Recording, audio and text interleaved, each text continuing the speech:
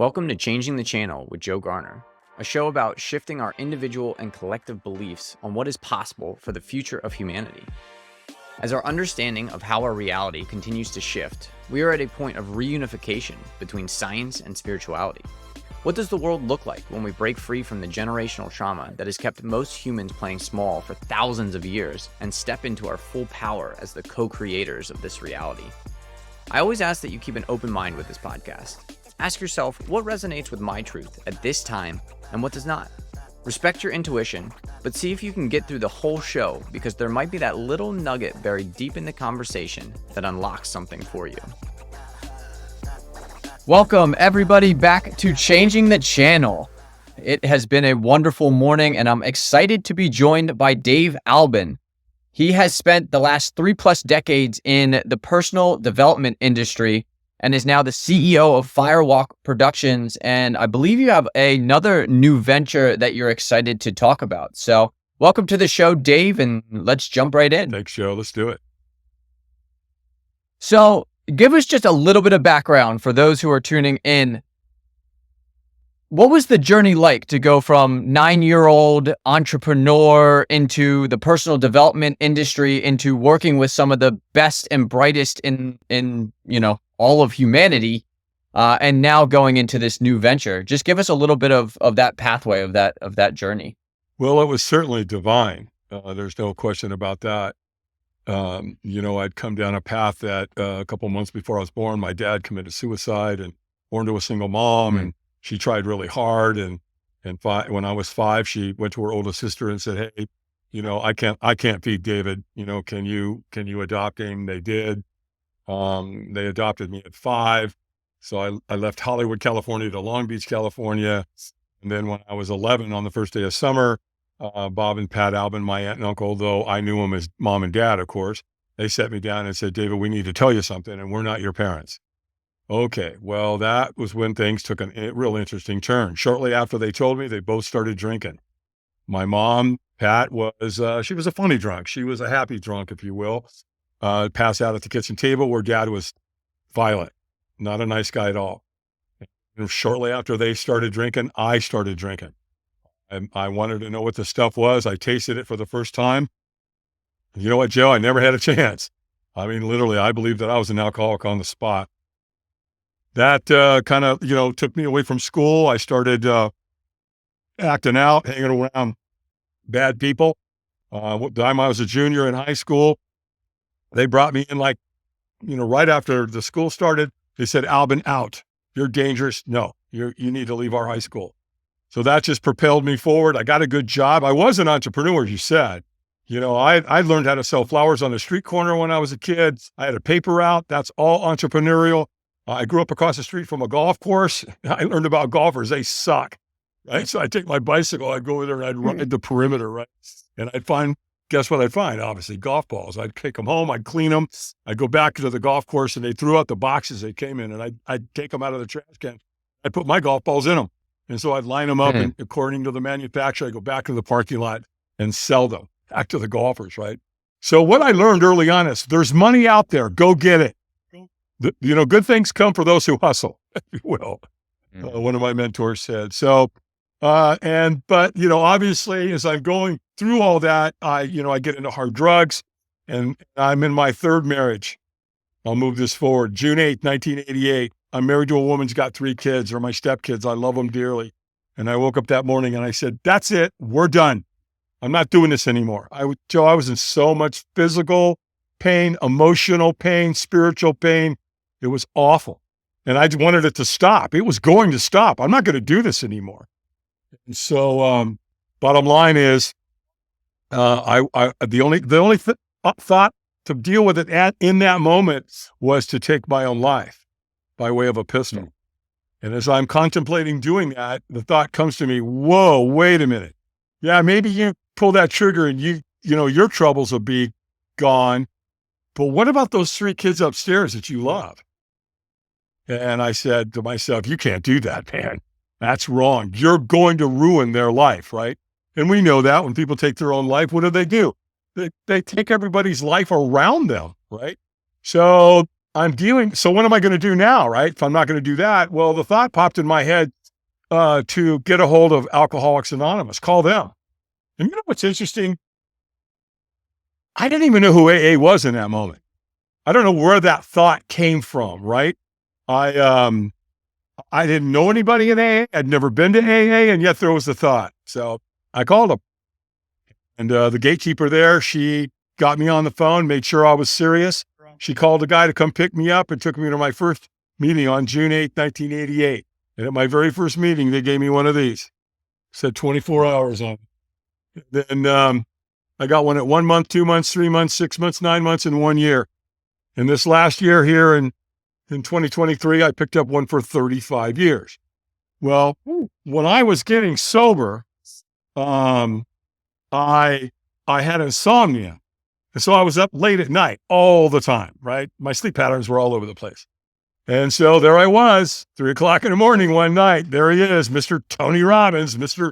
Enthusiasm, right? In 1988, selling his program, Personal Power. And, you know, and it was a 30-day program. So when they sent it to me, it was in a big giant box, right? And came on these little white things called cassette tapes. So I plugged them in. I did what the man taught me to do, and it worked. And then 7 years later, I found out that he was coming to town. A buddy of mine called me and said, "Hey, Tony's coming. You want to go?" I said, "Sure." He goes, "I'll take care of everything." Called me back an hour later and he said, "Done." It was like, "Look, everything's taken care of, man. Here's all we got to do. Bring a good attitude, be ready to play full out, drink a lot of water, stay hydrated, and bring snacks. You spend a lot of time in the room." Well, I'm laughing because anybody that's been to a Robbins event knows that you're going to spend a lot of time in the room. So the big day, oh, by the way, before he gets off the phone, he goes, "Oh, by the way, we're going to be doing a firewalk." And I remember thinking, oh, hell no, that is not going to happen, right? It's just not. I'm not doing it. I didn't know what that meant, but fear had been controlling my life, and I'm not going to be doing, this firewalk. But I'm not telling Dan that, right? I'm not letting him know that I'm wussing out on this thing. And so the big day comes, we get there. Tony took the stage at 2:00 in the afternoon. And Joe, the next thing I know, it's after midnight. 10 hours in a room with Robbins. Are you kidding me? You better bring snacks. You'll starve to death, right? And the next thing I know, Tony says, "Take your shoes off." And I'm like, oh no, I see where you're going with that, pal. I ain't taking my shoes off. Well, here's the dilemma I've got. I'm in a room with 3,500 people. Guess what they're all doing? They're taking their shoes off, right? So now if I don't take my shoes off, they're going to know when I walk outside to do this firewalk, right? And so it gets worse because when he gets you going out there, he's got everybody chanting and clapping. And so they're all like, "Yes, yes." And then you get out there, he's got African drummers, right? So it's dun, dun, dun, dun, dun, dun, dun. It's like, you got to be kidding me. What a dog and pony show, right? So how do you firewalk 3,500 people? Well, you start a fire early in the day and you burn it all day. And you build a pit that's 35 feet wide and 70 feet long. And after you burn it for 10 hours and several cords of wood, you got a big, giant pile of coals. They render, and they're gorgeous. Big blue flame. It's beautiful. So what they do is they take a wheelbarrow over there and they load the coals into a wheelbarrow. And then they bring a wheelbarrow back and they lay the wheelbarrow in between 2 lanes of sod, of grass. That's a fire lane is what they call it. It's about 3 feet wide and it's about 18 feet long. And so there you are, man. And so what am I doing? Well, when I get out there, I'm not doing the firewalk. So I know what I'm going to do. My strategy is go hide in the back. Well, here's the problem.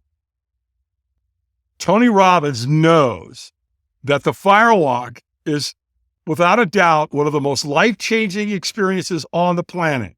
It's been around for 1,000 years. It's been used by cultures all over the world. everybody from the Phoenicians, the people of India, the people of Portugal, Spain, the Polynesians, the Hawaiians, and Native American Indians right here in America use it. Right? So he knows how powerful it is. Well, he doesn't want you to miss out. And he also knows there's people like me. And so what's he do? He trains people to come get you. So I'm hiding out in the back, and here comes this guy out of nowhere, and he found me. And he basically walked right up to me, and he looked at me, and he kind of looks at me funny. He goes, are you okay?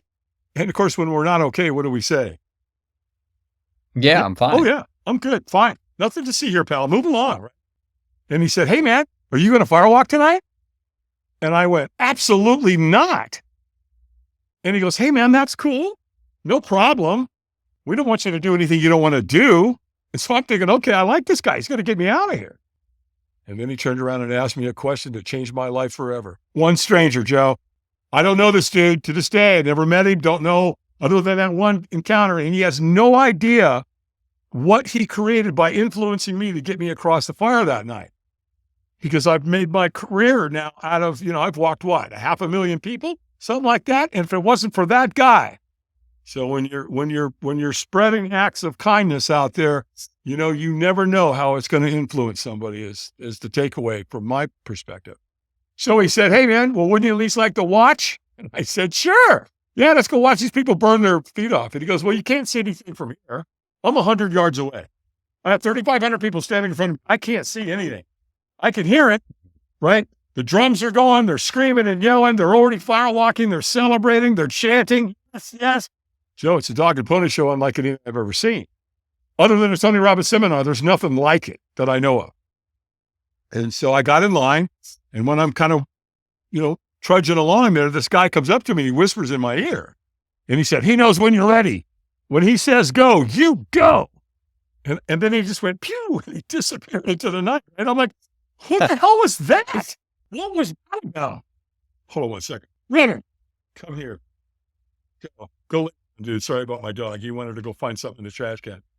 No worries. So anyway, I'm kind of moving along, and again, I got thousands of people in front of me. I really can't see anything. And so I get to a point where I can see at an angle, and they're doing it, man. Every race, every creed, every color, they're firewalking. And now I'm mesmerized. I just can't take my eyes off this thing, right? It's like you tell yourself you're not going to look at a traffic accident, but you stare at it, you can't take your eyes off it. And the next thing I know, man, there I am. I'm at the front of the line. And I look down, and the coals are on that fire lane, and they're bright red, and the wheelbarrow's there, and you can feel all the heat come up, man. I mean, it is a very, very interesting moment, fight or flight, right? And so I'm staring, there's a trainer standing right there, and the trainer goes, eyes up. And all of a sudden, I bring my eyes up, and I'm like, okay, duh. I'm in a room with Tony Robbins for 10 hours, and guess what he tells you to do? Keep your eyes up, right? So Now my eyes are up, and he goes, squeeze your fist and say yes. Yes. And he went, stronger. And I went, yes. Well, he could tell I wasn't in a peak state. I was leaving a lot on the table, right? And he knew it.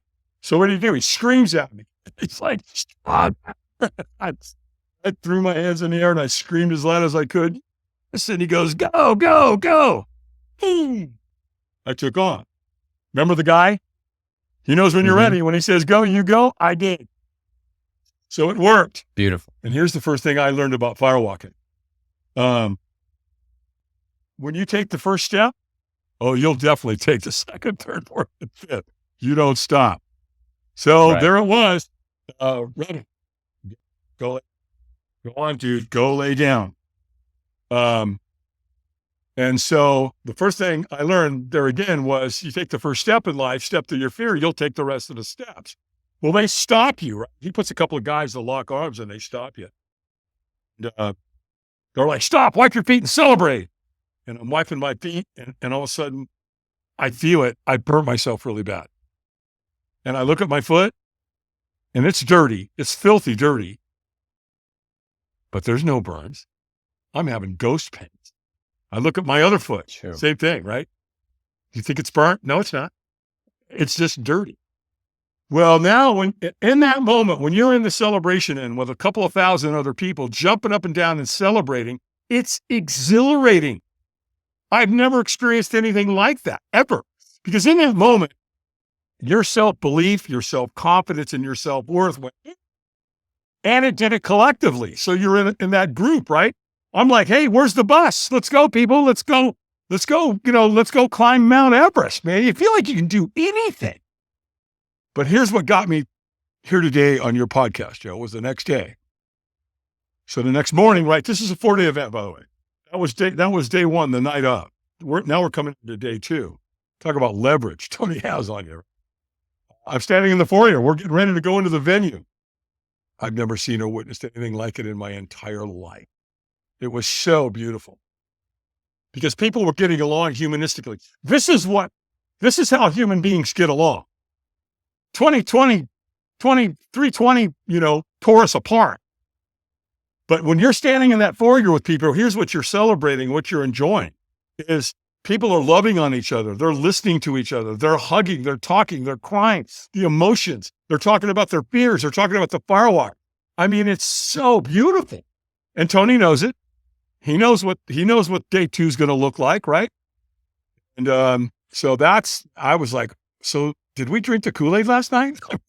Really? Yeah. And the answer is, yeah, we sure did. And so it would prove to me beyond a shadow of a doubt that the Firewalk is one of the most powerful experiences on the planet.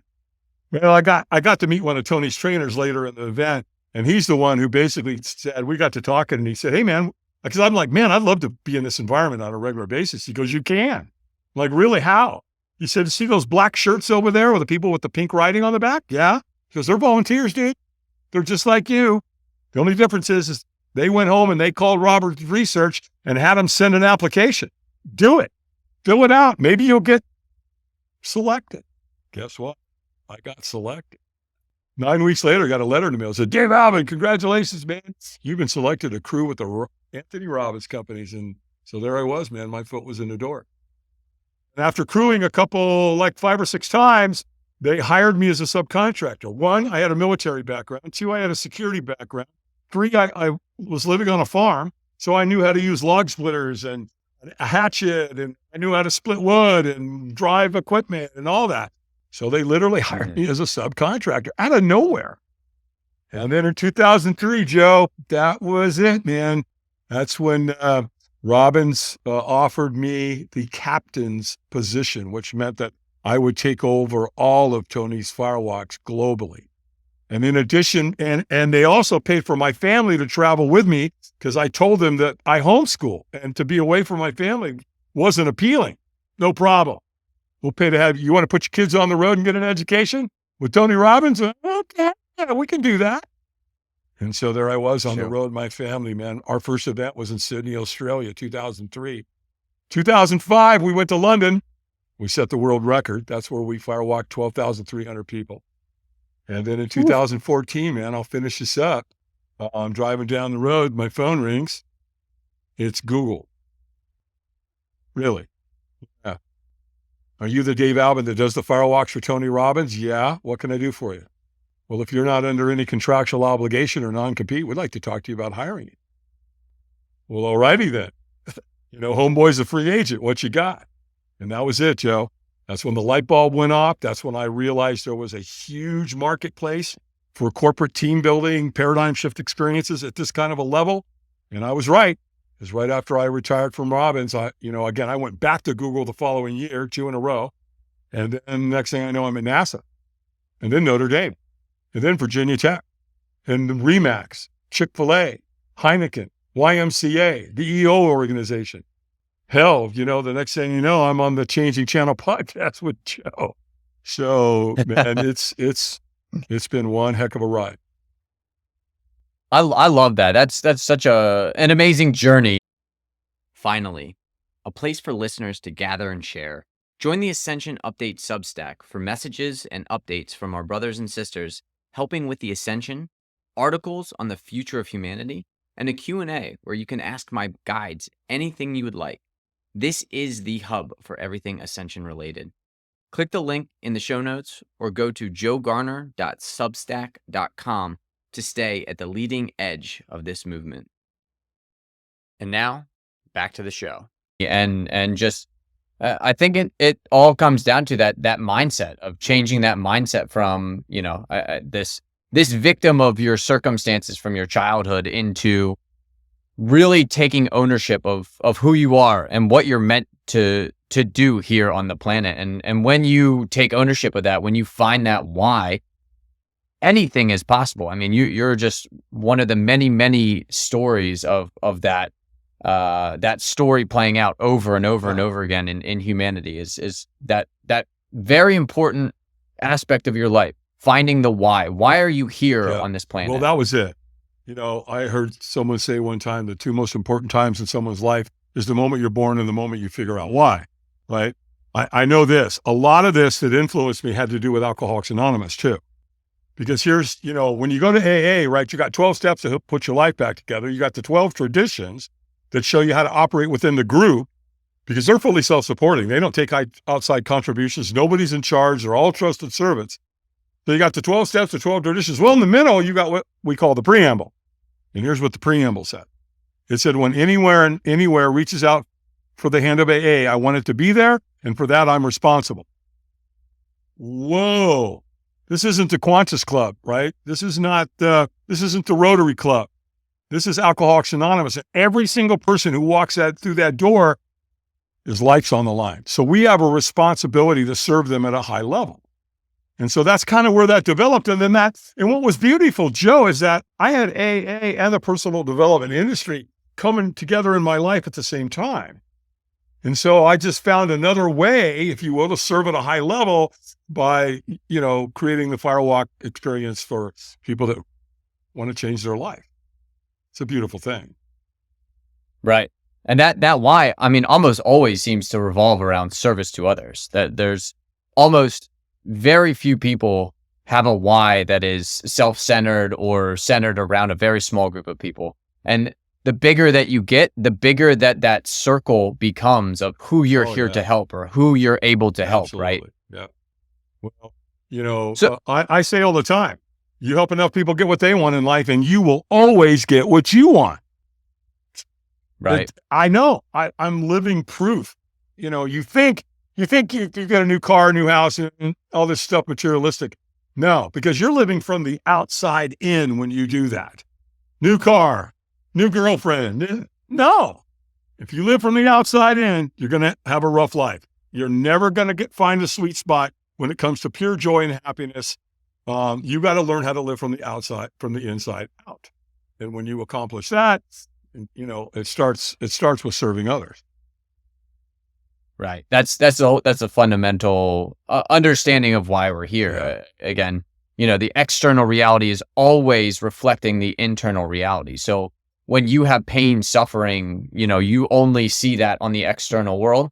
That's because there's pain and suffering on the internal world. And as people start to realize that and they start to change that internal world, which again, not only is this from a esoteric, from a religious standpoint, from a philosophical standpoint, it's now continually being backed up by pure science. Pure science is showing us the neuroplasticity of the brain. So as you start to change those beliefs inside of you, that actually has an effect on the external reality that you exist in. And there's some very interesting quantum mechanical experiences that people are going through that kind of show how that works, how this quantum reality is actually always reflecting the external reality of what your internal reality belief is, and how we're all essentially interconnected. There's no separation between you and me. And this is the point that we are in humanity. We're going to go through one generation of humans that experienced complete separation from each other, from World War II, from the COVID pandemic, all of these ideas that we're separate from each other. And in one generation, and hopefully in the next 10 to 15 years, it's going to be a total unity, this coming together, this everybody opening their hearts and acting from love in service to others. And it's going to be a fascinating experience for all of us to go through. And Tony, and his team have been one of the forerunners of this massive shift in consciousness. I mean, the number of people that he's helped and you have helped and continue to help is almost unfathomable. But again, it takes there's a old Vedic theory that it takes the square root of 1% to change the consciousness of the planet. Yep. So what that really comes down to is roughly 9,000 people in an 8 billion population to change how everybody is experiencing their reality. And that, we're in that time right now. Yes, those 9,000, 10,000 people are here, and they're changing. And that has just such a monumental, exponential effect on humanity. And it's incredible to see. Beautifully said. Absolutely. So that brings me to the next one. You've taken all this, you've had material success, you've had, success beyond your wildest dreams. So what's the next step for you? What's this next venture that you're getting into? Wow. Well, thanks for asking about that. It just happened recently. I was on another podcast and after we recorded it, we were talking offline, and she said, David, have you ever done a firewalk for veterans? And I said, you mean specifically? She said, yeah. No, I haven't. I've walked 500,000 people. Obviously, lots of veterans have been there, but we never took the firewalk and designed it specifically for veterans. And I said, why? What's going on? She goes, I have 300 vets coming to a gala in Florida. And she asked me how much I charge, and I told her, and she choked. She basically said, we can't afford you. And I said, well, hold on a second. I'm a vet. My father was highly decorated, the man that raised me. Lots of vets grew up in the Vietnam era. So talk to me. I'm interested. And so basically I said, look, I have a team of people. I can't ask them all to work for free. We have expenses. They're hard expenses. You got to pay them. I pay them X amount a day. I pay them a per diem. I feed them. I put them in an Airbnb. I pay for their travel. And that's all they want. They just don't want to have to come out of pocket. And then we have the expenses, right? The sod, the grass, all this kind of stuff. And she said, done. We'll cover that. If you'll waive your fee, then we can definitely do this. So the bottom line is we moved into talks with that. Everything was going great. The venue was wonderful. Unfortunately, the city got involved. The bureaucrats got involved. And when we did the inside inspection, they showed up with 12 people. And I knew right then and there we were in trouble.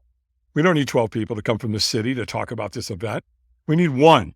I need a fire marshal. And as long as he or she knows we did everything safely, they don't care. They'll sign off on it. I've done this all over the world. So I had some other podcasters out there that were military, ex-military vets and stuff. And I'd been talking to them and talking it up, and they started following me. They wanted to know, they wanted to be involved. They were super, super excited about it. And so one of them basically, when it unraveled, one of them jumped right at me. And he said, hey, Dave, could we bring this to my hometown? We'll bring you here. And he goes, and I know we can get it approved. I know the fire marshal or the chief of police. I know the fire chief. He goes, let me tell you something. I'm the president of the Rotary here in town. We'll get it approved, right? I'm like, let's do it. So we did. We celebrated it, celebrating, them doing it. And so that's going to be on April 13th. It's going to be in Modesto, California. We're already talking to corporate America. One of my corporate accounts who I love, if you're going to light a firewalk, if you're going to use a lighter, why not use a Zippo? Right? So I called them and I said, hey guys, we've got this vets thing going on. Are you interested? And they said, oh, absolutely. Yeah, we're all in. So they're designing a special lighter for the vets. They're going to laser in. And so what we're going to call this movement is Operation Do No Harm, Joe. And it's actually, though, going to be 4 categories. Yes, veterans. That's going to be our first one. But we're also going to address first responders because, unfortunately, there's a high rate there of those that take their life. We're going to include single moms, and we're going to include kids that have been bullied. So all 4 categories. So basically what I'm doing right now, instead of corporate America coming, I'm giving them a really interesting opportunity. I'm like, you want to hire me? You want us to come in and change the lives of your people? Great. sponsor Operation Do No Harm as well at the same time. And so, in fact, the gig in Modesto, April 13th, I've invited some pretty major players.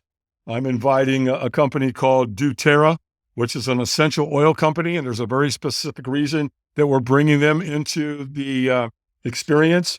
There's a company called MIT 45. They're a kratom company out of Salt Lake. We're inviting Black Rifle Coffee Company. And so we're actually out there inviting other military owned and operated businesses to come on out, watch the Firewalk, take a look at it. You'll be able to see what we're doing with your own eyes. And then if you turn around and want to sponsor one in your own town, let's get it scheduled. So yeah, that's where we're going. Awesome. Is there a website that you can check out, get information, get tickets, get anything like that yet? Or yeah, they can get a hold of me now. Right now we're in the process of building out. We need to create the 501c3, right? The foundation, which is going to be Operation Do No Harm. That's being done now. It takes a while to get that paperwork done. That'll be up on our website when it's ready to upload it and open up that piece on our website. However, if they just want to go to the website and they want to get a hold of me and they want to talk to me, or they want to hire us to come do whatever, all the things that we do, they can do that by just going to my website, which is firewalkadventures.com. That's all one word. Firewalkadventures with an S.com. Beautiful. Yeah, definitely check that out. I'll make sure I include that in the show notes so that everybody has a copy of that. Thanks, Joe. Yeah, what's got you most excited about being able to give back? I mean, obviously you've changed the lives of many, many people, but this feels like, I mean, the energy when you're speaking about this compared to, previous experiences that you've had, it's a noticeable difference. So what had you the most excited about this? When you hear a number that 22 a day are taking their own life, and that's if they leave it, and then you find out, well, that number's not accurate because probably half of them aren't leaving a note, so it's over 40. And then knowing that this is my calling. I mean, I know the Firewalk works. It's not a question. I've seen, I know the look on somebody's face when they're looking down at them calls and they're scared to death, and I say eyes up, and boom, they walk. I look at their face on the other end 4 seconds later. I don't have to think whether the Firewalk will change somebody's life. So knowing that I'm in a position to be able to take my experience and my knowledge and my wisdom and my 3 decades of personal development and all the corporations and companies that I've done business for, to be able to recruit them and bring it forward and help save these men and women's life. I say it all the time, Joe. Help enough people get what they want in life, you'll always get what you want.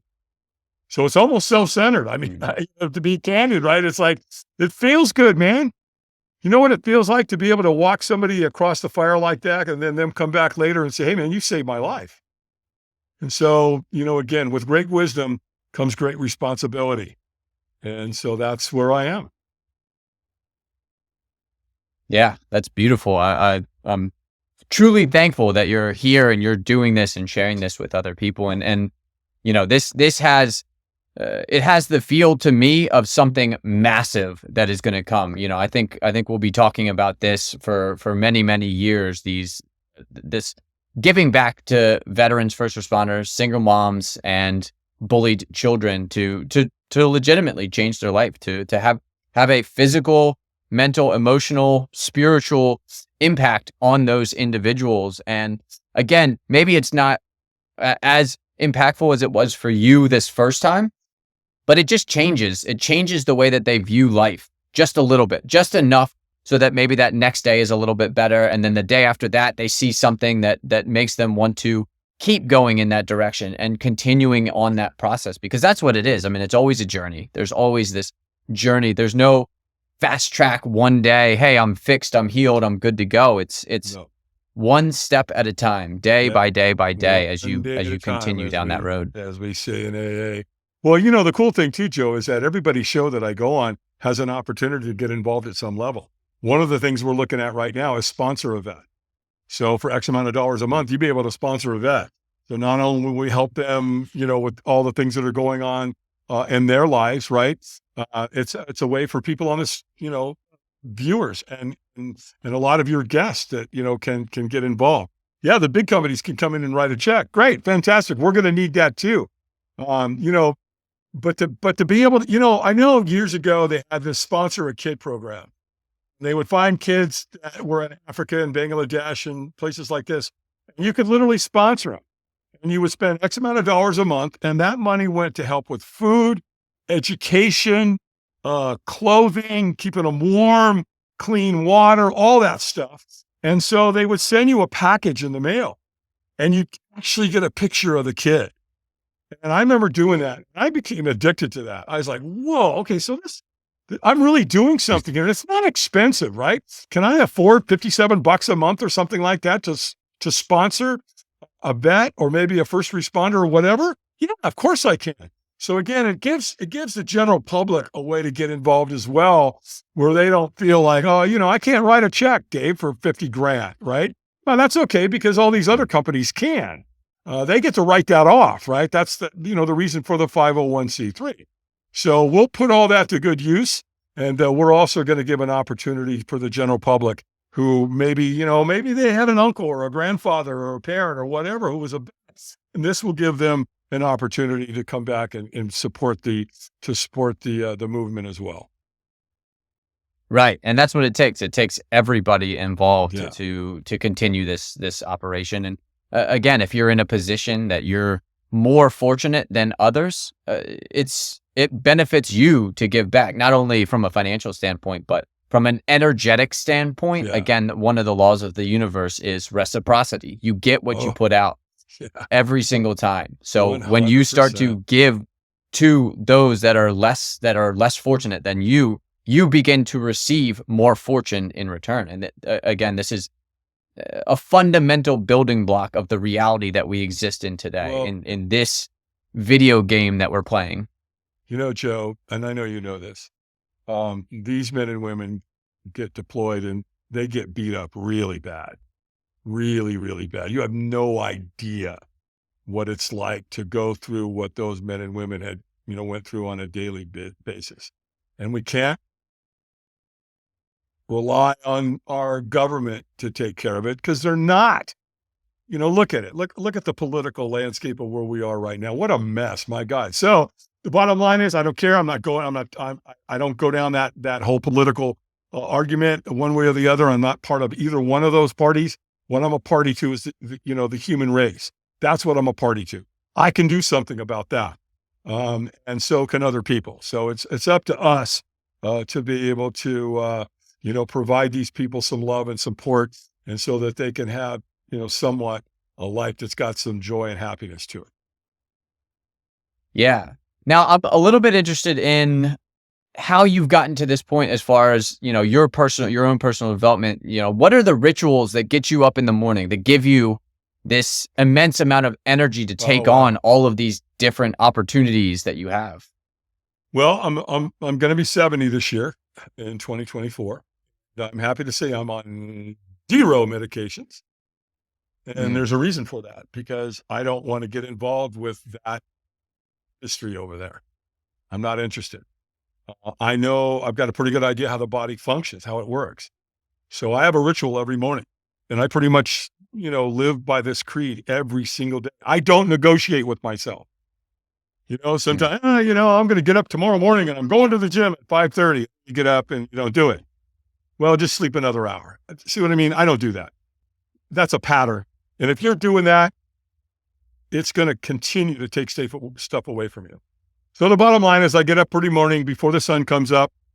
The first thing I do in the morning is I go out and I get the sun on my upper torso, my chest, my arms and shoulders and my face every morning. I do that every morning for about 9 minutes. I want the morning sunlight on my face. I won't go into it here. Go research it. It's out there. Vitamin D, vitamin D3, very, very important. Here's what we know. We know for a fact that people that had high doses of vitamin D in their body, if they got COVID, they lived. period. If Right. they didn't, they didn't. So to me, I want that morning sunlight on my face. It feels amazing. At the same time that I'm doing that 9 minutes, I'm doing deep. I know you're going to love this because we did it before your show. I do deep diaphragmatic breathing. And so what I do is I take 30 deep breaths. It's really hard, right? I breathe in really hard and out. So it's like, I do that 30 times and I influx my body with oxygen. I do 3 sets in the morning. I do 30, 30, and 30. Now I've oxygenated my body, my brain, all my cells, everything at a cellular level. Here's what we know. Disease, cancer, sickness, illness cannot survive in an oxygenated environment. Something to think about. And by the way, that's free. It doesn't cost anything. The sunlight's free and so's the breathing. From there, Joe, I go over on the other side of my house and I do grounding. I do earthing, right? So what does that mean? That means I take my shoes off and I put my feet on the planet. It can be on the grass, it can be on the dirt, it can be on the sand, it can be on the mud. Sometimes I like to go earthing. I have a beautiful creek not too far from my house. I go down there and I put my feet into the mud and I down into that cold water. Also, I'm doing other breathing, additional breathing when I'm doing my earthing. I'm also listening to sound therapy. I'm listening to phalangeal frequencies. One of my favorites is 528 as a frequency. Mm. So I'm doing that at the same time.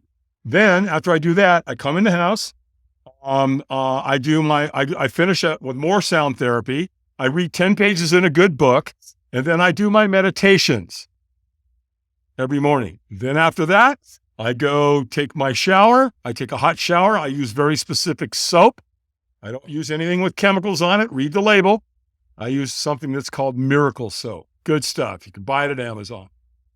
And then after I take my hot shower, I turn it off. Now, I live in the Appalachian Mountains.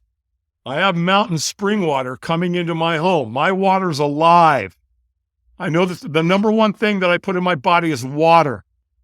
And the better the water, the clearer the water, the more alive it is, the better. So then I turn off the hot water, and you probably know it's coming. I set a timer for 3 minutes and go boom, and I turn on that cold water. The cold water coming into my cabin is about 56, 57 degrees. That's all you need right there. And believe me, it's cold. And I have it hit me right here in the face every morning. Do I like it? No. Do I try to talk myself out of it sometimes and negotiate? I sure do. I ain't having it. Not today. So when that water hits me in the face, it literally, Joe, it takes my breath away. I can't breathe. I mean, you can breathe, but you're like, geez. Oh yeah, that's cool. Oh, like it, right? And then I get my whole body, my head, all of it. I just keep moving for 3 minutes and I keep moving the water. I'm also drinking some of it at the same time. And then once I do that, then I wait a few hours and let my body go into, make sure it's in ketosis. And then I'll have my first meal in the morning. I'm really into fasting. I do it quite often. And typically I don't really even eat breakfast until 12 o'clock, 1 o'clock. And I'm very, very careful about what I put in my mouth, because here's what I know. Every single thing that I eat does one of two things. It either cleanses me or it clogs me. So I make that choice. I got a ways to go. I got a lot of lives to save, and I need my body to function at peak performance. And that's how I do it. I would agree. I think we need to keep you in peak performance state so that you can help as many people as possible. And it's amazing. I love hearing people's rituals, their morning routines, and how they get into the state that they are. Because I think a lot of people sit at home and they're like, oh, well, that person, they're just driven. They have an idea. They know what they want to do in life. And it's like, no, they are taking specific steps to make sure that they know what they need to do, that their body is ready to take that, man. that their mind is ready to take that on as well. And every single human on the planet right now has that ability if they so choose, if they want to get into that mindset of how can I be the best human today, tomorrow, the day after that, and into, eternity, basically. We are eternal beings having this very limited experience, this short experience of the human. So the more that you can tap into that eternal energy, that source energy, God, the universe, whatever that thing is, love is a beautiful way to kind of conceptualize what something that is very difficult to conceptualize is. But if you can tap into it, the more that you tap into that, the more you begin to evolve as a human being, and the more that right now as a collective, as a collective consciousness on the planet, the more each one of us can tap into that love, that universal love that exists, the more we are going to evolve as a species, as a collective consciousness. And that is fundamentally, it's a mathematical equation, essentially. It's frequencies. That's all it is. People love to make it so difficult, that they love to make it this complicated, egoic kind of triumph climbing up a mountain thing. And it's like, no, this is simple mathematics. A plus B equals C. All it is raise your frequency, raise your vibration. You create that effect amongst the rest of the collective. It's as simple as that. And the more things you can do, you found a beautiful routine to get your frequency at a high vibration. The more routines, the more steps that you can take to stay in that high vibration, the more success, the more joy, the more peace, the more love. Eventually money, success, all of that stuff will come, but that's not what it's about. Success isn't necessarily about how much money you have in the bank. It's about how you feel every single day. It's about how you show up every single day. And most people know that. They figure that part out. They're like, I bought a new car and a week later I was depressed, right? So, or I bought a new house and, a month later I was like, is that it? I mean, why don't I feel, why aren't I supposed to feel joy and happiness? No, you're not. That's not where it comes from. So stop looking for it to come from the outside in, right? We all have a higher calling, Joe. The question is, are you willing to go listen? And so here's what I've learned. When you do the things like every morning, my routine, so some that would be very hard. To me, it's not hard. I'm driven. I want to do it. Right. And so do the things that are hard in life and your life will become easier. Do the things that are easy, look for comfort. Life becomes hard. It's like, we need to stop pampering old people. You got to keep them warm and don't let them get cold. Are you kidding me? It's what your body was designed to do. 100 years ago, grandma was out working in the fields. Stop protecting her. Stop finding this comfort crap. Because everything we've ever wanted, man, is right over there on the other side of your comfort zone, man. It's right over there on the other side of fear. And so, we need more of us to like you said, that 9,000. We need that. It's going to create the shift. We're outdoing them. They're losing and they know it. And so let them lose. It's okay. Again, there's nothing more rewarding for me. I do a firewalk and, they're out there and I do some things. There's a process that I do after the firewalk. And what it does is it gets everybody at the firewalk, their hearts to calibrate. So now everybody's heart's beating at the same time. And when you're there and you see that, you're like, oh my gosh, what a beautiful thing. And I got to do it. Look, I'm just a guy that spent a lot of time drinking and drugging that tried to destroy my life. And life said, no, Dave, no, there's a calling for you if you're willing to listen. And so with a lot of help from AA and the personal development industry, and the ball bounced my way a couple of times. Well, it's going to bounce your way if you keep your eye on the ball and you're looking for it. If you're not, if you're over here and the ball went that way and you didn't see it, right? Doesn't mean that the ball didn't bounce your way. You just didn't see it and you weren't ready to catch it. So you got to be ready when these things come your way. So there's a great responsibility. I've been given a great gift and I'm very, very grateful and very thankful for that gift. And so the fact that I get to get up possibly tomorrow and go out here and change a bunch of people's lives because of what I've been exposed to, how cool is that? It's just such a beautiful thing. Well, Dave, this has been an absolute wonderful conversation. I truly enjoyed having you on.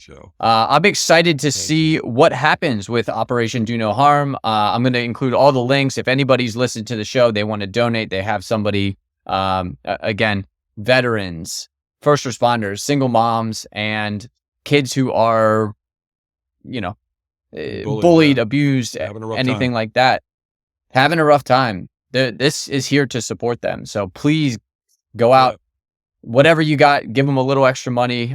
This is a great cause. And like you said, this is foundationally changing lives. So I really appreciate everything that you've done.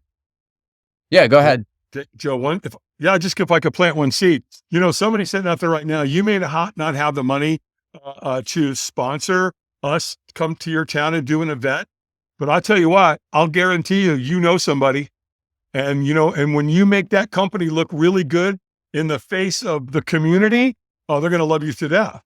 And so, there's always that angle as well. So don't think that just because you may not have X amount of dollars to go out there and throw to bring a firewalk for veterans or first responders or kids or single moms to your area, doesn't mean you don't know somebody that would love to jump all over this. And you know what? They appropriate money for this kind of stuff all the time. They want to spend the money.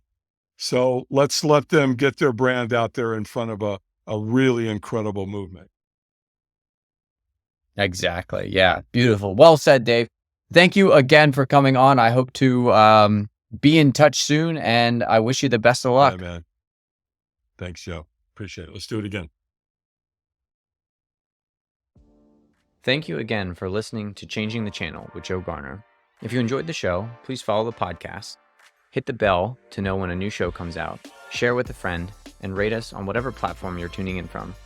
It helps get these messages out to more people to create the collective shift in reality we are here to experience. Make sure you interact with the Q&A and poll sections of the show so I can continue to provide content you enjoy. Finally, check out my website in the show notes to become a VIP of Changing the Channel and join the shift that is happening.